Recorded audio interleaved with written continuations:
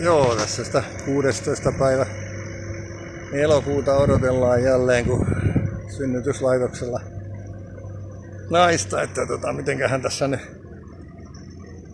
käy, että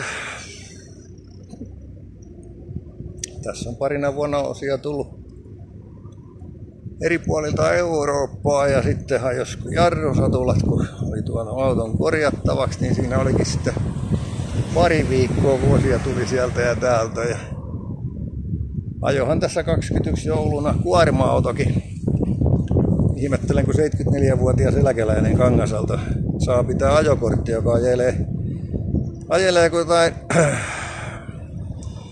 mitenkä sanotaan, pujottelua moottoritiellä kauheassa loskassa ilta ennen 5. Joulukuun 13. päivä 21 ja veti mun kylkeen ja hirviäärestä läpi ja puusta päin. Että auto murskana ja itsellä vähän niskat ärtyi, mutta siihen ei saanut muuta kuin helvetin purana ja paketin ja siinä. Mä tuli vielä 1500 omavastuita autosta, vaikka piti olla vastapuolen vahinko, että mä ihmettelen, että oikeus ja laitoshan on ihan perisestä. Joku ohittelee ja vetää kylkeen ja ei saa täysmääräisiä korvauksia. Niin näissä jotain on mätää tässä järjestelmässä muutakin kuin kommunismin valheet.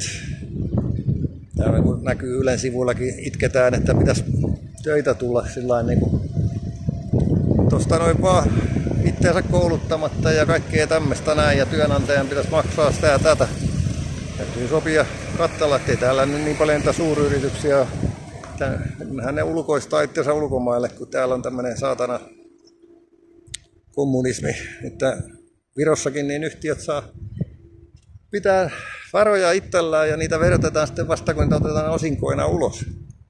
Niin Suomessahan on ennakkoperintä, jota suurin osa yrityksistä noudattaa. Eihän siinä ole mitään järkeä, että makselet veroja etukäteen, kun et tietoa, että onko saatana seuraavaan puoleen vuoteen tai vuoteen edes mitään hommia. Täysin älytön yhtälö. Sama kuin palkansaajaltakin, että kyllä sä nyt varmaan palkkaa saat X määrän ja sen mukaan sulle lyödään ennakkoverolappu, että vittu maksat niin viimeistään siinä vaiheessa pitäisi tyhmimmänkin kommarin ymmärtää, että ei tämä nyt ihan oikein ole.